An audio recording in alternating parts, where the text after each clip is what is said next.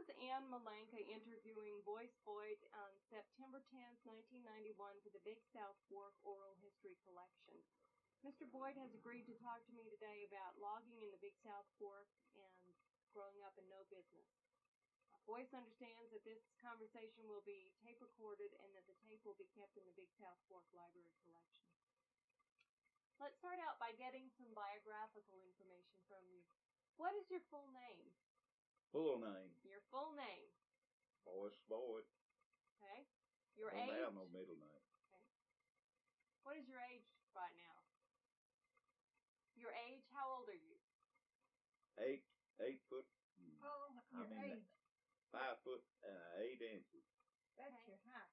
She said your age. She wanted that to go on that. How old are you? Be 82 in October day. When did you get married? March 1935. And who did you marry? Laurie Miller. Have you lived in Scott County all your life? No, I lived. Most of my age was in Kentucky till we got married. Lived in Kentucky, just out away from no business. And that's where you were born? Born to own no business. You were born on no business, but you lived over the state line in Kentucky most of your life. Okay. Right. What did your parents do for a living? Were they farmers? My father mostly followed stave mill and sawmill business. So did your family move around somewhat? Did you move different places when you were a young person? Well, we only moved from out of Tennessee to Rock Creek and stayed there about a year and a half, and then moved back right next to the state line, and that's where I lived till I moved here. When did you start working for pay? When did you go out? I started working for pay at a sawmill on my grandpa's place when I was about 16 or 17 years old, and no business. Jordan Boyd was my grandfather. I was about 16 or 17 years old when I started working at the sawmill. What were your daily wages at the time? How much were you paid every day? I believe it is $2 a day. I'm not sure. I believe it's $2 a day. Those were good wages. Well, back then, good wage. Mm-hmm. How long did you work at the sawmill? On the west side of no business, headed to no business. How many years did you work there? Oh, I didn't work over probably 3 or 4 months till they finished up. Finished work there. Then I went to, I guess the next work that I worked was laying that narrow gauge railroad. Over near Pickett Park? On the Pickett Park. Where did that start? Where did you start laying the track? I'd say at where Little Rock Creek and Little Rock Creek forks. They come up the little fork with the narrow gauge railroad. And that was to get the logs out of that area? Yeah. Okay, and which company was that built it? Well, it's the Stearns Company's land, but Ide Thompson had the contract. He contracted Big Territory where the Pickett State Park is. All that territory. Ide Thompson. Okay. Was the contractor. And your job was laying the track, laying the steel? Driving the spikes and carrying the steel. How long did you work for them? Well, I didn't work there very long until I quit and went to the mines and worked about a year and a half in the mines at Worley, Kentucky. At Worley? Yeah. They were very busy at the time at Worley. Worley was busy at the time?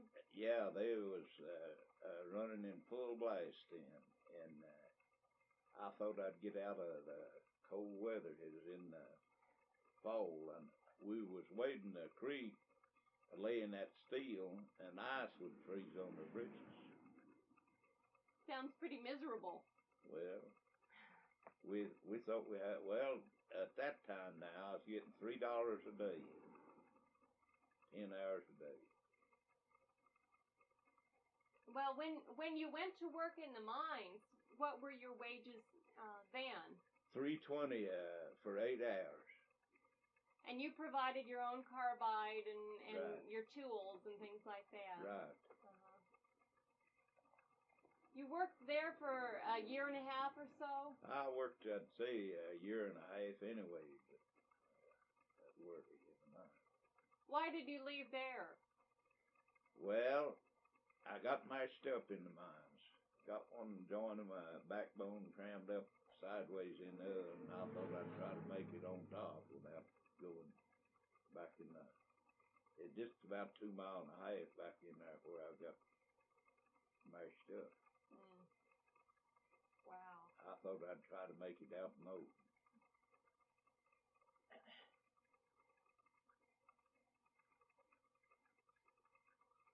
So after working at a sawmill and on the railroad and then in the mines, what did you do next? I bossed a crew of men started in 35 for about 2 years and built roads over this, I don't guess you know the territory, but it's on the Big South Fork territory. It's was known then as the Cockle and Keeney land. And it took about 2 years and a half to something like that to complete the job, and I was lucky enough that I got to boss a crew of men of building roads on it. And why were you building the roads? They were logging roads that you were building in through there? Building roads up and down the middle of the creek in the summer and winter, wading it, just like I was telling you about laying the steel. We was wading it winter and summer. Build a truck road in the middle of Difficulty. I guess you've heard of Difficulty Creek over in the edge of Kentucky. Mm-hmm. I built roads right down the middle of that creek, and also Troublesome Creek, just beyond Difficulty from here. We'd build main roads in the creek and roll these blocks out of the hills to the creek, and small hollers, something say half a mile or a mile long, some of them are probably a mile long. We'd build sled roads out up there, and they'd use teams and sled the boats down to the main road. It sounds like you had work during the Depression then. During the Great Depression, during the Hoover years, you had work? Well, shortly after we was married, I never was, I don't reckon just completely without work. Mm-hmm. I could find work to do, but we hit it rough before then, a few years in the late 30s, 29, and early 30s, I'd say.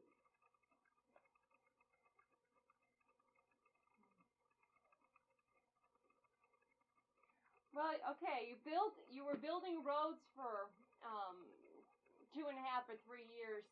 What did you do next? Went to these logwoods with Lon Whaley and Willie Free.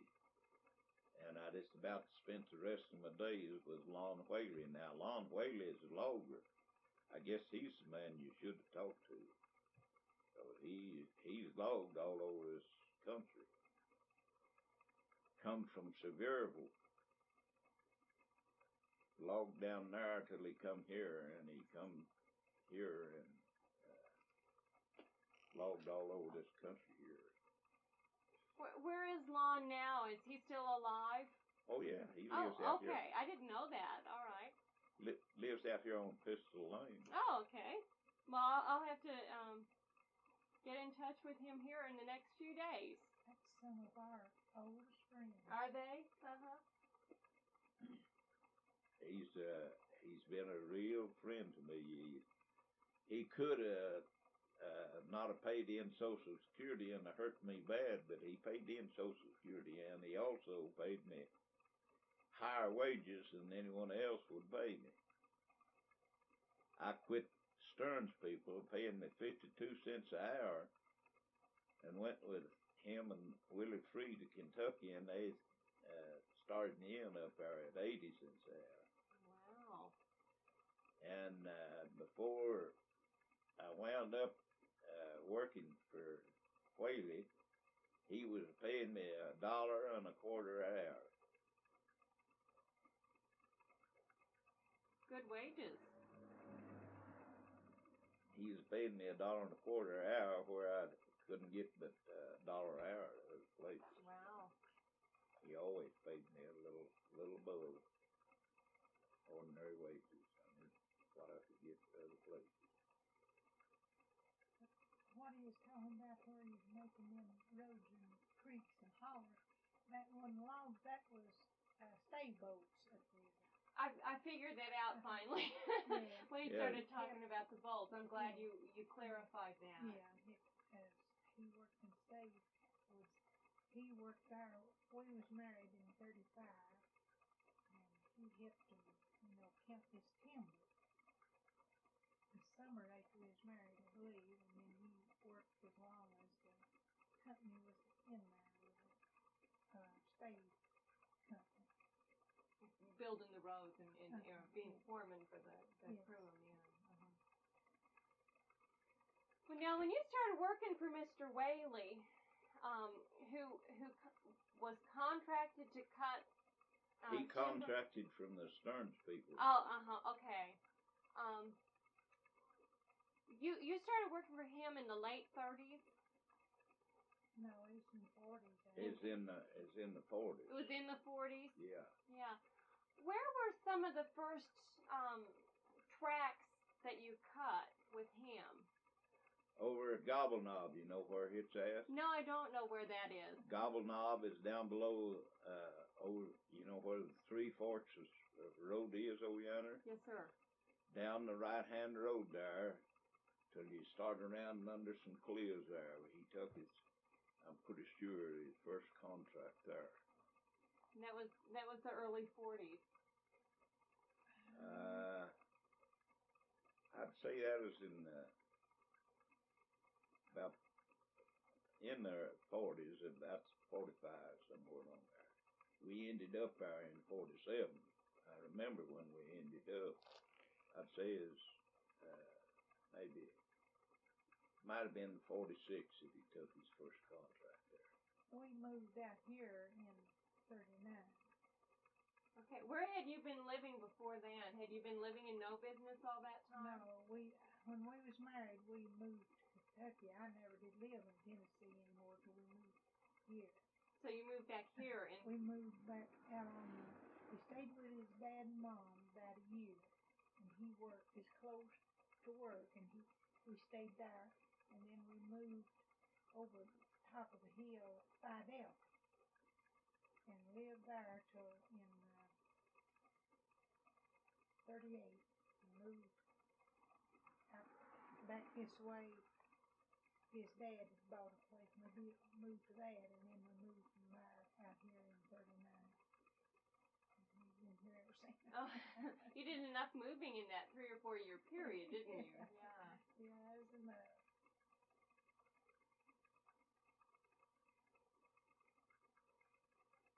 I worked some, probably altogether 3 or 4 months out East 80 in Kentucky, about 25 miles out East 80 for Whaley.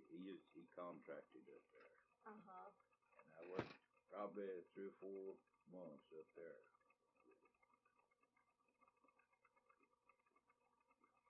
You mentioned the Gobble Knob area, the track there. Where did you go next? To take you about a year to log that tract? The best I remember, we was close to a year, if we wasn't a year. Probably not over 5 or 6 months over there. Well, the next place after we worked there, I believe we went to Kentucky and done some work up there. He worked up there a lot longer than I did. That's the next place we went. And he come back, and I was in the stave business then, on no business. I made the stave sawyer also. They cut out a big boundary down there right around where I was raised, of white oak, and wanted me to learn the staves, sawing the staves, and I jumped in on it. Never was much to back up from work that way, and so I sewed staves down there quite a bit, and then got mad and quit and went to Kentucky again. And worked up there till long late in the, I guess it was early in the spring we got done up there. He has a short temper. What? I said, you have a short temper. And we left there, and then he went to contracting on the big South Fork from the Stearns people, and we batched and logged there at no business, batched and logged there, and then moved from there down to mouth of branch down there. I know the name of it, but I can't think of it. Just over in the edge of Kentucky. And worked down there till Christmas Eve. And didn't get near done, and went back in March and finished up. That was about, I don't know, must have been about the 50s, somewhere up in the 50s. Now, were you using mules in the woods until that time, or did you have trucks that you were using?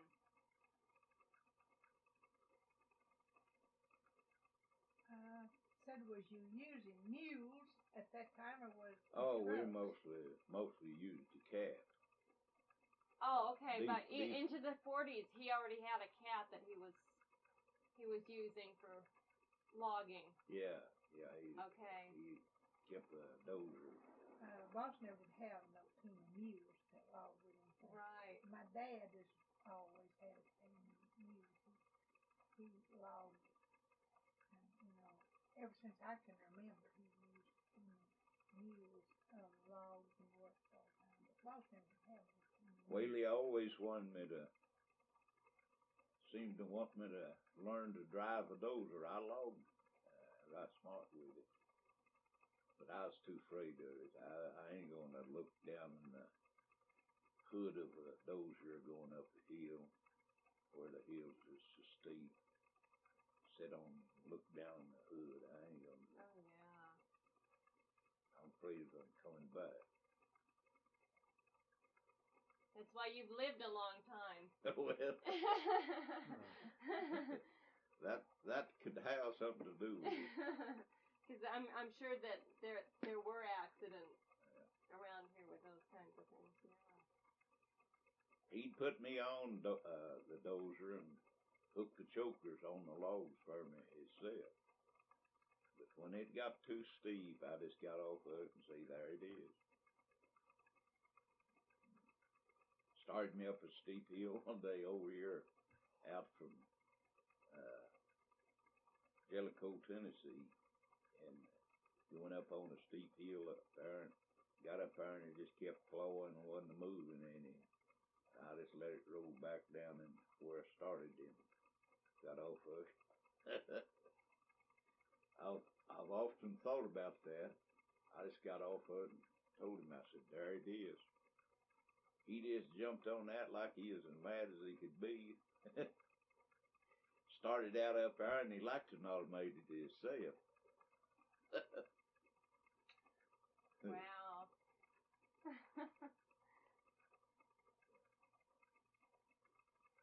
Now, you've told me that you logged down around Gobble Knob. You logged just over the state line at one of the little branches into Kentucky. And you were also working sawing staves over at No Business. Yeah. Okay. What other tracts of land were you logging with Mr. Whaley along here in the Big South Fork country? Well, it's I named a while ago, it was Cochran Keeney land at that time.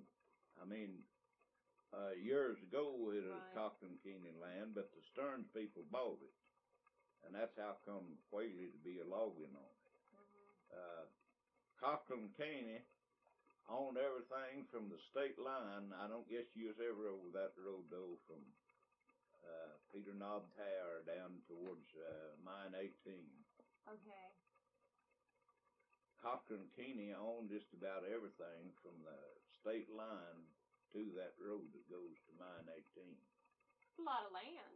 A lot of land, yeah. It took us about 2 years and a half to just cut the stave timber off of it, with 2 mills part of the time.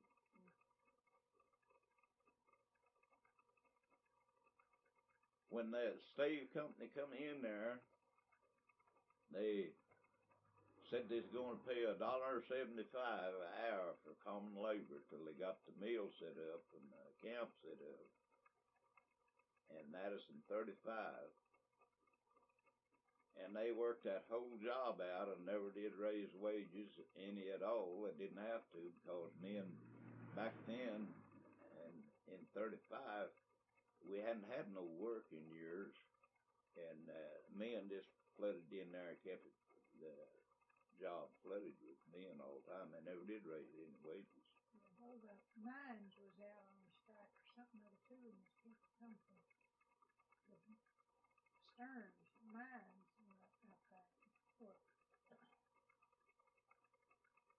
Worked 10 hours a day.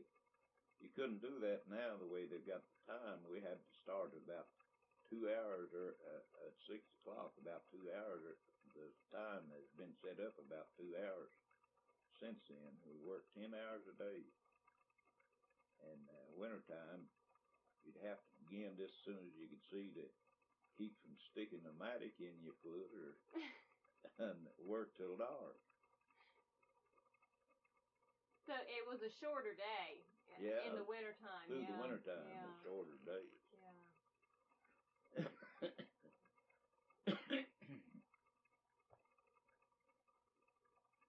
Were there any other tracks that you worked along the Big South Fork, other than the ones you told me? Did you do any? I've worked over here just below Leatherwood, back in that part, right small. Back in on the Stearns territory there. Worked quite a bit over there. And when was that? What time? Oh, I wouldn't know what year it was. That is even before that we done this logging and batching on the Cochran Keeney property. And over at Gobble Knob, it was even before then. I wouldn't have any idea what year it was. Well, you've been saying something that I don't understand. What the term means? You say batching? I don't understand what that means. Had a little old room about the size of this room right here, and beds in one end of it, and we cooked in the other. So you stayed out in the woods on the job the whole time, and then came home weekends. We worked 12 and 14 hours a day. I thought that's what you meant, but I thought I'd better clarify that. Well, okay. We worked 12 and 14 hours a day a lot of times. For themselves.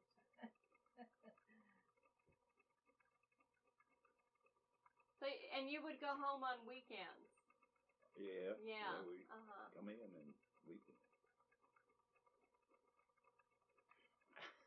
I'm going to tell you this. The 2 truck drivers is logging the logs from where we was logging, taking them into Bell Farm. They put it on them to get breakfast, get up and get breakfast. Well, Me and one of them was coon hunting an awful lot. We was out till 11 and 12 o'clock at night coon hunting. And, of course, I guess he was sleepy. And I was laying there, like in this end of the room. I was laying in bed there, looking right at him, stove in the other end. And we'd always stir up a big batter of flour and bake 2 pones, one for breakfast and one to take out for dinner. And he looked at his bread and was intended to turn it around. He was baking a little more on one end it was on the end, pulled it out and was going to turn it around, and he got burnt with it and jerked it off in the floor, and he just whirled and kicked it like that, and it struck about that high up on the wall, just stuck there. I kid him about it yet when I run into him. That was his brother-in-law that done that. I kid him about it yet every time I run into him. After he's been kicking any more bread around. It just bakes enough, you know, just to be sticky. And and there it was on the wall. When it hit up on the wall, it just stuck there. So I guess he didn't have much breakfast, huh? No, he put on another pan, and we used the one that was already cooking for breakfast while we was eating breakfast. He wasn't baked. He was a heck of a good fellow, and I laughed at him. I kid him about it any time I run into him yet.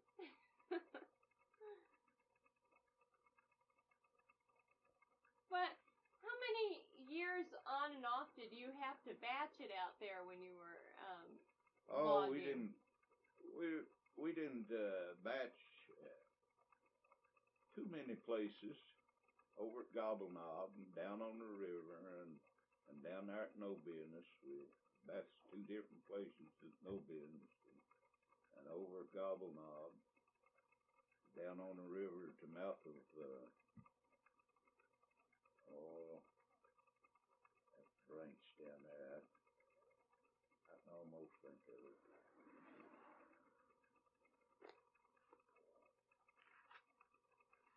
Mouth of Cub Creek. Is that the name of it, Cub Creek? Is that off of Bear Creek? Cub Creek goes in from this side in down below the state line.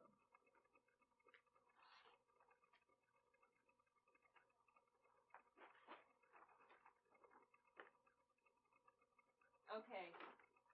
Yeah. Cub Creek.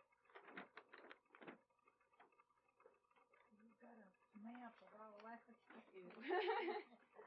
They renamed a lot of things that I don't even recognize when I look at it. You know, it's something different of what it used to be. Right. Yeah, and you get these newcomers coming in, they don't know what people are talking about. Name it themselves. Or, you know, they talk to somebody who said that's the name of it, and you know, sometimes the folks who live around here have different names for different things. So you know, people that was raised down there, and what it was called years ago, these young people maybe is, you know, just named it something else, and I don't know what they're talking about. Yeah. You work at Bandy or down here? I work down at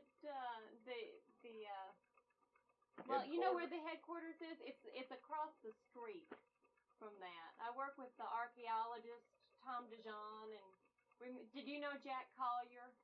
No. Okay, well the Paynes knew him, but that is the headquarters on the right down here. That new building. Yeah. I figured that was it. I never was. We don't know anyone, you know, that works now.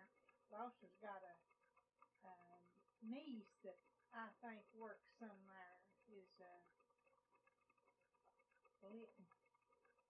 What's her name? I think she works her. I've seen her picture in the paper. Garrett Litton's wife. Oh, Regina. Yeah, Regina. She helps out with the interagency rescue team. Oh, yeah. She's a volunteer there. She does a lot of good work as a volunteer. She's got a great job with Walmart. Yeah, she was. But Yeah. you know, I've never met her. Of all the time I've been at Walmart, I've never met her. Well, that's because she doesn't. She trains people on the computer, so she's not out front. With her. In fact, she has to travel a lot. She goes all over the area. And there's a man, one of the rangers that comes to church. I know him. Steve. Yeah, two of them comes out there. Ron and Ron Free and Steve Seven. Yeah. Mm-hmm.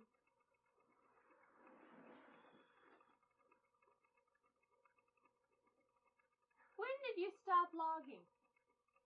Stop logging? Yeah. When? I guess it was in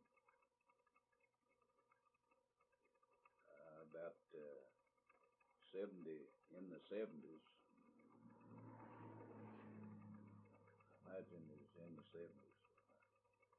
I night watched for Melvin Newport down here at these mines below Leatherwood. About a year or a little longer. Night watched and also worked at Tipple down there. It was in the late 70s. Worked for Melvin Newport.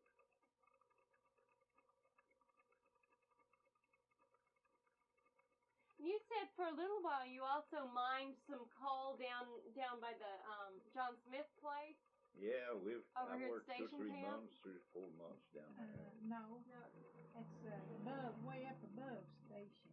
Oh, okay. You go a road right down this way here. The John Hawk Road? Yeah. Down here? Okay. John Hawk Road is a little way down there, probably a little over a mile and a half. And you were working for Grover Pemberton at the time when you were mining down there?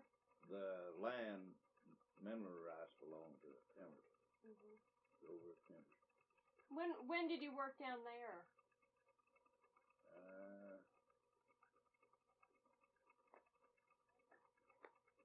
I don't remember what year it was. It was in the late 70s, I'd say. That was pretty late. You decided you'd go back to try mining again. I don't know if it wasn't too long before I worked for Melvin Newport, and I had that heart attack. 70, 79.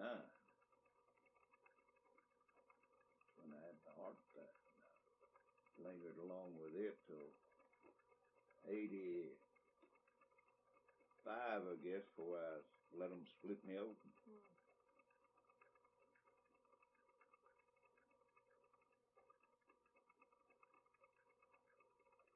How many people were working at the mine down here? Down here at the Smith John place? Smith, yeah. Oh, I'd say there wasn't over 8 or 9 of us, this small place. One truck done that, truck and bring the coal out.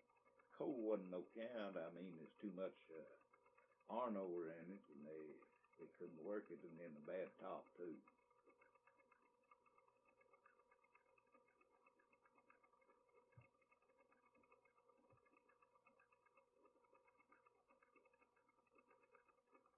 Well, now, while you were going all over the country here, logging and mining and working on the railroad and all those kinds of things, did you also raise a big garden and do some farming on the side? Not too much back when I was working off, not too much. Right, yeah.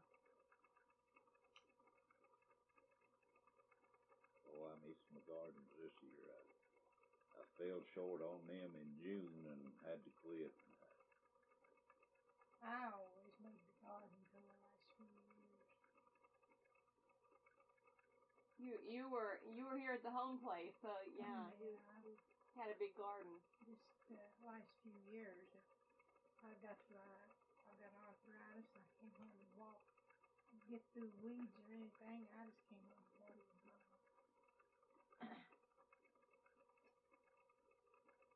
Imagine that feels kind of like a loss, doesn't it? I mean, you probably are just as happy not to have quite so much work out in the hot sun, but but still. I've coon hunted all this territory also. I guess I've caught more coons than there any man in Scott County. Well, tell me about your coon hunting then.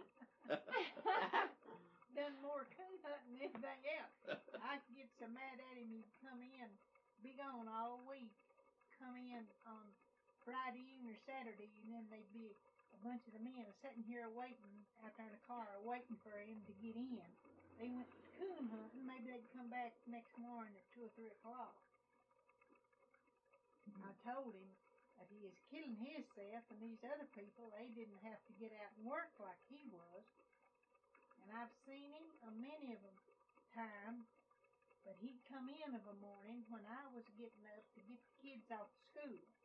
He'd sit down in the chair and sleep till I got breakfast and get up and go back to work. Oh, I've been tough.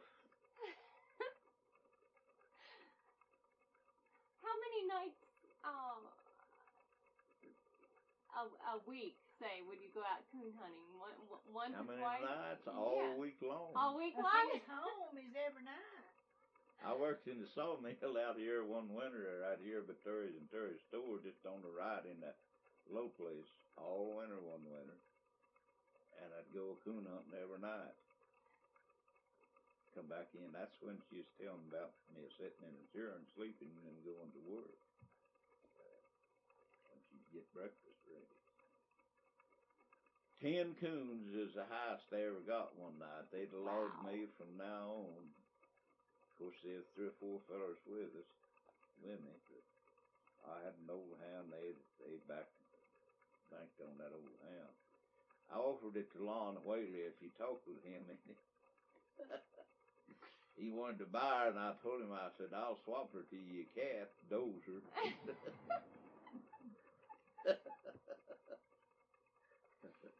And he didn't take you up on it? No, he didn't take me up on it.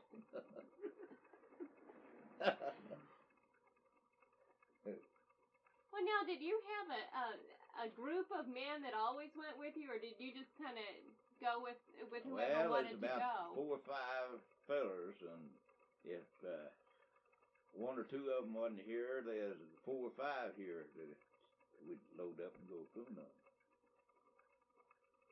Harrison Terry, for one, he killed himself a few years ago. Shot himself and killed himself. He did awful bad. I don't believe there's any one of them.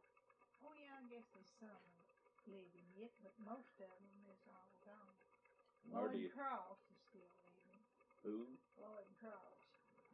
Well, I never went over a half dozen nights with Lloyd Cross, a good feller, but he always had his bunch, and I had mine.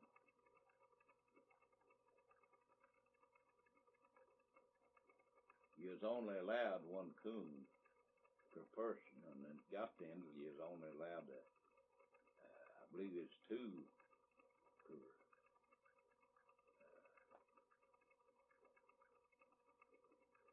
And I don't know why the game warden didn't catch us. We then got they 10. Wonder what had went with all the coons. Yeah, they just ain't no coons, I just think. I said, no wonder they killed them all. Oh, there'll be coons when I'm gone. Well, I didn't grow up in the South, so I don't know that I understand coon hunting so much. What would you do with the coons? Did you eat them? Nah, well, we cooned for a long time, but we got to we wouldn't eat them, and we give them to people that would eat them. We didn't destroy them, but just give them to people that would eat them. Did you use the fur for anything?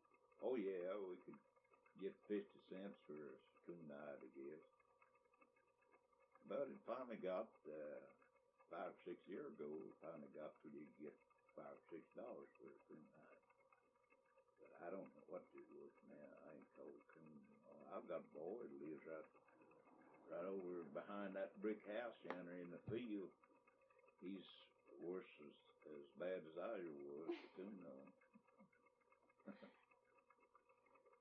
His wife would, fuss and go on because he was never home with them. And I said, Joanne, you can't tell me a thing that I don't know. I said, Moss never was with us none. I if he wasn't working, he's in the woods. He never was at home with us none.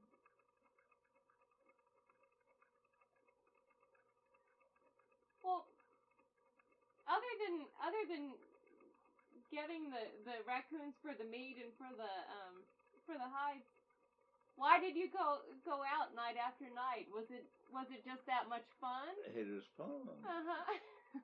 And then I had a dog. People were trying to buy my dog, and I wouldn't sell it. I just reckon it wouldn't aggravate them with my dog. Just show them up what a good dog you have. We'd come up Big South Fork down here, maybe go to no business and walk all the way up in here. And come to hollers where them hollers turned off. I didn't have to go out up them if she didn't tree. I could just point my finger and say, get up in there. That old hound go up in there and be gone. I knowed about how long she was gone. If she went out of hearing, I'd go up in there. But if she went up in there and come back out, and I'd go to the next and I'd do the same thing again. I didn't have to go up in the hollers unless she treed. How long did you have this dog? Oh, I kept her till she, dog's old age, about 15 years. Wow. So you had probably about 13 years of really good coon hunting there. Yeah, 12, 13. Uh-huh. But that wasn't the only one I had. I got a hold of, had one of her pups made a good one that I used. And then after I wore her out, I bought one and gave $20 for her. And first night I went out, she was 8 months old. First night I went out with her, she treed a coon. So there I was. I've had about, I'd say, 35 years of good coon hunting. Wow. I bet it's been more than that. We've been married 56 years, and it seems like it's been the most of the 56 in just the last few years now. Now, as a boy, did you do a lot of coon hunting? No, there wasn't too many fellas hunting with me. See, all together, and they didn't all go at the same time. Sometimes they'd have maybe 5 or 6 out with me, but 7 or 8 hunters is about all hunted with me. The other fellas had what they call coon dogs and go out. They ashamed to go with mine, I reckon. That's all I can say. Harrison Terry pulled, Harrison hauled me all over this whole country, from here to Deer Lodge. We hunted all around in Deer Lodge. And he'd buy dogs, pay $200 for a dog trying to get one at a tree with mine. He never did buy a dog that would tree with mine. They'd go on a tree, bark up the tree after mine treed, but mine are just too much for them. Too fast. You don't like to brag about his dog. Well, I'm telling you right. I kind of promised I wouldn't tell no lies. Harrison Terry and Oscar Cotton, Everett Ooten. That's the ones that I can remember that went with him a lot hunting. I've been quite a pistol shot too, if that would go in with it. I won 7 turkeys over the choice man shooting here one time, but it took me about 3 or 4 drinks of whiskey to do it. Settle my nerve down till I could see what I was done.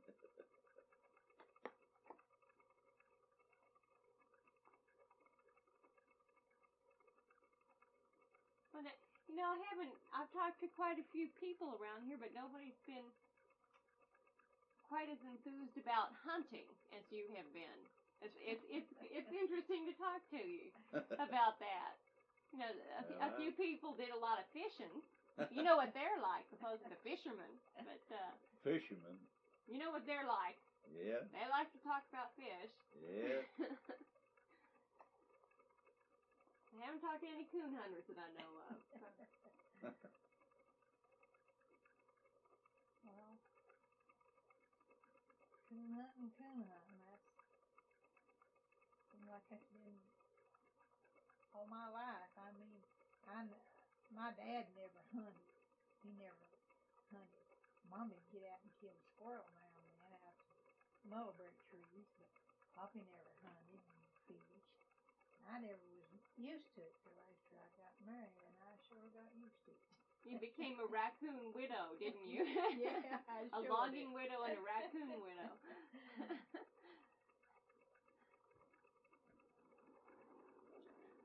What do you remember, since you were back in these woods a whole lot during the 30s, the 20s and 30s, what do you remember, or what can you tell me about the moonshiners back there? The moonshining back in the woods here during the 20s and 30s? You shouldn't have named that. I've been a moonshiner myself. Have you now? Well, you've done a little bit of everything. Well, yeah. You're the Renaissance man for the Big South Anything to get $1. Would you want to talk any about your moonshining? Well, it don't bother me now. It don't bother me a bit. I've made quite a bit of whiskey. Started out, I guess, in the late, I'd say in the early 30s, making a little now and then, just enough to get by. And they ain't no one knows it, but I made a run or two since I moved out here. I don't guess that anyone knows it. Made a half dozen different places while I lived in Kentucky. Was any of it, did you have your stills located in?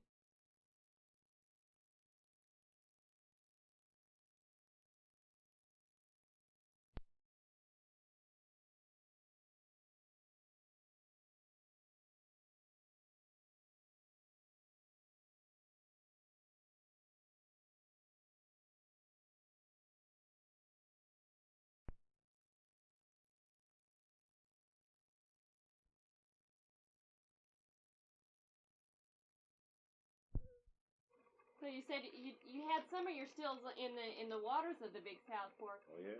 Where would you locate a still? Would you put it under a rock shelter? Yeah. Those were good locations for Well, them? I have made right out in the open. Just be on the furnace right out in the open where no shelter over it, but it ain't a very good place like that. Ain't plenty of big rock houses back there where I was mostly raised. You can find water and under. What kind of stills were you using? Were they copper stills or Copper. all of them? Yeah. Mm-hmm. Yeah, a lot of people use sugar. They claim sugar is but I never did make a run of whiskey that is sugar. All I ever made is just pure whiskey. Did you have a particular recipe for making the whiskey? I mean, did you use so much malted corn to so much corn and about a sack and a half of meal to the barrel? Cook it in, stir it up good, and when it cooled off, finish filling it up with water and put about a gallon of malt in it. Corn malt. Oh, we used a little rye malt. Not very much. Used to, you could buy rye malt. All you wanted is 100-pound bags, but I ain't seen no rye malt brought on in stores in years and years. Now, were you able to get the corn malt at the store also? No. No, you had to make it yourself? Had to make it yourself. Take about 3 or 4 days weather like we've got now, about 3 days, you could make 2 or 3 gallon of malt. Sprout it, and throw it in a bunch of sawdust, cover it up, and sprout in 2 or 3 days.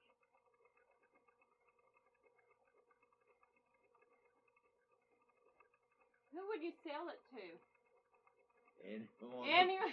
Anyone that drunk. Where would you get your jars? Would you go in and buy cases of jars, or would you have to get them from anywhere that you could? Carry them out of the house.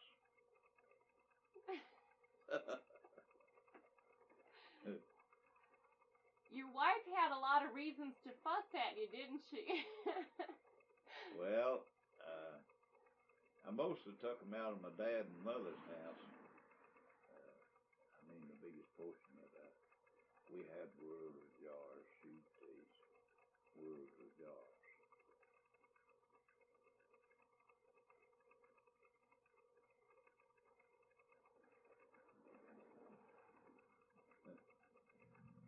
Did you ever deliver the whiskey to any location far away? Would you ever take it to 4 or 5 Lexington miles?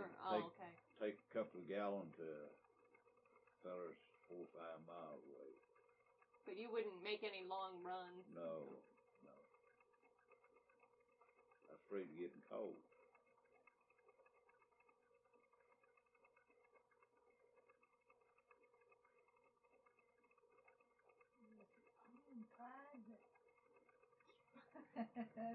Movie about the moonshine, was that Bonnie and Clyde, or what was that?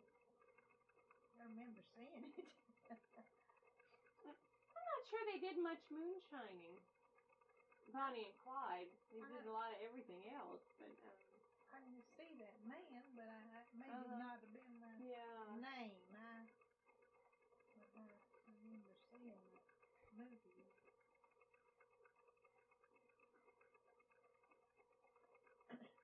We found a few rock shelters. We're interested in how they were used, and we found some rock shelters that had, parts of stills in them. But we didn't know how often people would use the rock shelters for making moonshine. I guess some people used them for like sheds for when they started farming, setting up farming a long time ago. But my uncle built a log house under a cliff. I never was under there after he built it, but he made whiskey. I went inside of it 2 or 3 times. I should have went and looked at it. But why he built a log house under it? Under a rock shelter. Unless it's to keep stock out of it. That's the only thing I can figure why he built it. You could see it from the road. He was pretty bold with it. Back then, they didn't pay no attention to it.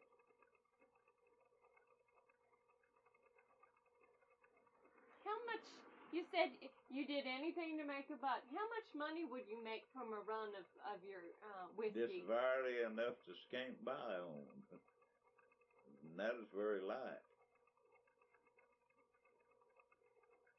Make whiskey for $3 a gallon. Take you a day to run off 2 or 3 gallons, and then your meal and so on out of that. You couldn't make nothing.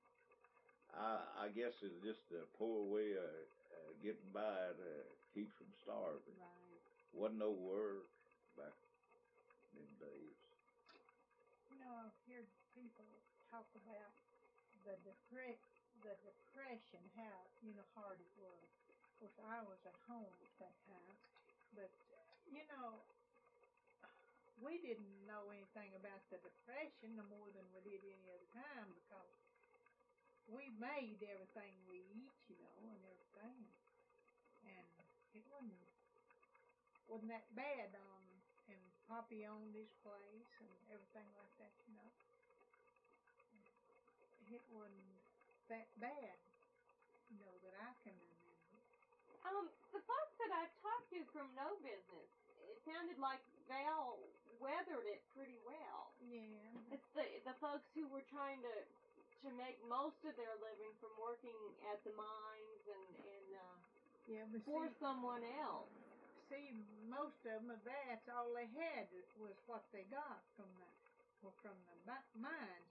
But we had our eggs, our chickens and meat. Poppy always killed about 3 hogs in the fall, and we had our meat all summer. We had our milk, and Mommy always canned. Us kids and her would pick berries. We had all kinds of stuff canned, and we never, I said I never knowed what it was to go hungry. There's a woman lives on down the road here. I done some sewing for her. She come up here sometimes, sit and talk, and she said that she sure knowed what it was to be hungry. She said her dad tried to keep him something to eat. Said she'd seen him sit and cry because he couldn't buy him something to eat. And she said she'd went to bed hungry a many of the time, and she'd went to school hungry. But now I can't say that. We always had something. Well, to eat. I can say well, that. I never. We always had something to eat. My brother, after he moved out from Somerset, out there on West 80, I've heard him say, I've got up from the table a many a time, hungry. They just didn't have much to eat. He is a good worker too. I mean, he didn't care a bit for working.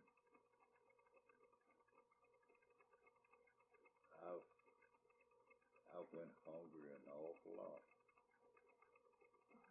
I can't say that because I don't remember ever, but what we had, it might not have been the best stuff. It was the stuff to, keep you going. Beans, and taters, and cornbread, but now Poppy always kept flour. A lot of people didn't have biscuits for breakfast, but Poppy always managed to have flour for breakfast. And we had our milk and everything like that, and I just never knowed what it was, or I didn't know people did go hungry saying it. But that woman just talked to me down there about it, and then I've heard other people, say.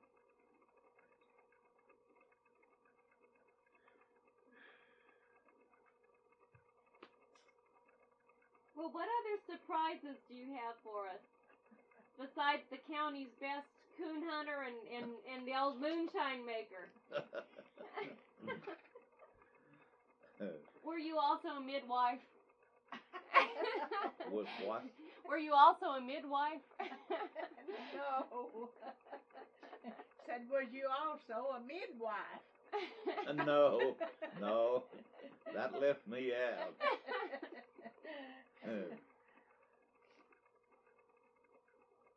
Well, when did you all acquire your first automobile? Your first car or truck? I bought the first automobile, I guess, in about 43 or somewhere on there, an old upmobile. I don't guess you ever seen one. Old touring upmobile. We rode it back and forth from here to me and another fellow went in together and bought it. And I finally bought him out, and then he bought it back off of me. We rode it from here to the station camp and worked for the Stearns people on the other side of the river. About 43 or somewhere on there. Old upmobile. About 7 or 8 of us get in it, take off. Never had no trouble with it. Well, you didn't go over to Europe or to the Pacific during the World War. Were you a little too old at the time to be drafted, or the Second World War? The Second World War. No, he had to be examined, but he didn't. He didn't have to go. He had go. a bad ulcered stomach, so he didn't have to go nowhere. he went down in Georgia, I believe it was, and was examined, and they sent him home. We had 4 or 5 kids that time. Yeah, a lot of folks your age and maybe a little younger, I guess, that I've talked to had experiences in the war, and some people had to stay back here and help run the machinery they were running and all that kind of thing. So some of them had to stay. All the Stearns people run in full swing, logging, getting lumber out there. They take them old big dead chestnuts up that high. Wow. Log them, take them out, and old man Markham, the superintendent, said they was using them big dead chestnuts as laying in the woods where one of them was found. They'd sew that up and make caskets for the soldier boys. Addison 45. He said they making caskets out of them big chestnut logs. I hooked a lot of them on the overhead. Sent them in to the land.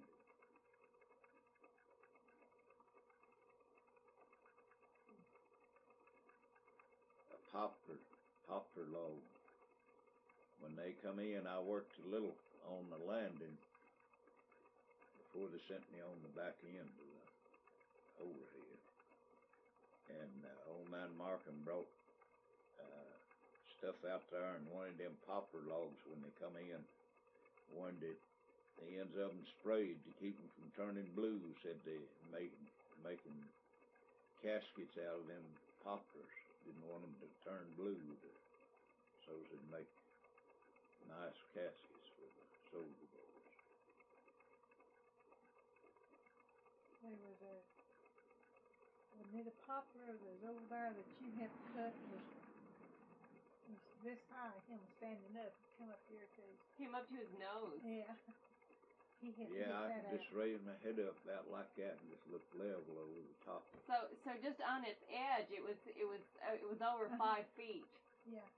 Oh yeah. Laying horizontal. That's a big poplar. I didn't see. I just seen the 12-foot log, and it had a holler in it about so big in the butt end of it. 12-foot log. They scaled it for 1,800 feet. Wow. And that was just as curly as it could be, yaller and curly as it could be.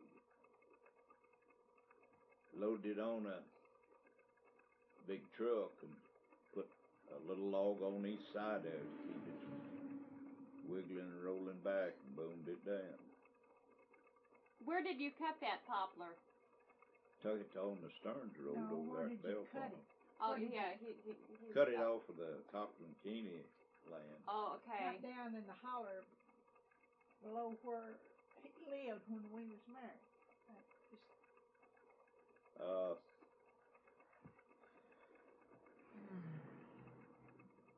That poplar and white oak was all took off of that Cochran Keeney land. And then the Stearns people said they had to pay as much for the boundary as they could have bought it for 7 or 8 or 10 years before that, the whole thing, before any of us took off. And it took us about 2 years and a half to take the stave timber off of it. And it took about a year for the poplar, for after the roads was already made, it took about a year to take the poplar off of it. Stearns people said they had to pay as much for the boundary as they could have bought the whole thing for 7 or 8, 10 years before that.